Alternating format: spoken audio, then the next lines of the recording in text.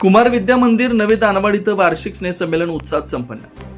नवे दानवाड येथील कुमार विद्या मंदिरामध्ये प्रतिवर्षीप्रमाणे यंदाही वार्षिक स्नेहसंमेलन उत्साहात संपन्न झालं.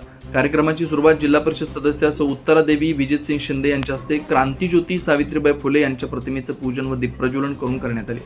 यावेळी गणेश वंदनेच्या गीतानं कार्यक्रमाला सुरेख सुरुवात झाली.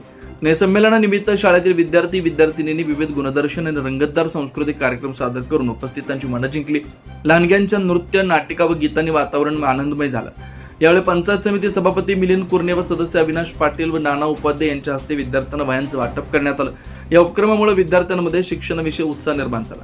कार्यक्रमास केंद्रप्रमुख सुभाष कुरुंदवाडे, दत्तवाड केंद्र, शाळा समिती अध्यक्ष महेश अंबुपे, कुमार शिदनाळे, बाब गौड पाटील, श्रावण कांबळे, शिवाजी साळुंखे, सूर्यकांत बेरड, सचिन अंबुपे, प्रकाश परीट, माजी मुख्याध्यापक कोळीसर, प्रकाश भापकर, हसन लाडखान, प्रकाश जाधव, पोलीस पाटील डॉक्टर स्वाती कुन्नुरे, ग्रामपंचायत सदस्य पूनम साळुंखे, सरिता जाधव, मालती निर्मळे, दीपाली कांबळे, मुख्याध्यापक आनंदा साळुखे, काशीनाथ मोडके, कल्लाप्पा पुजारी, शंकर पाटील, सदाशिव माळी, प्रतिभा मलकानी, कल्पना चौगुले, निकिता चव्हाण, मोकाशी मॅडम आदी मान्यवर, गावातील पालकवर्ग, नागरिक मोठ्या संख्येने उपस्थित होते.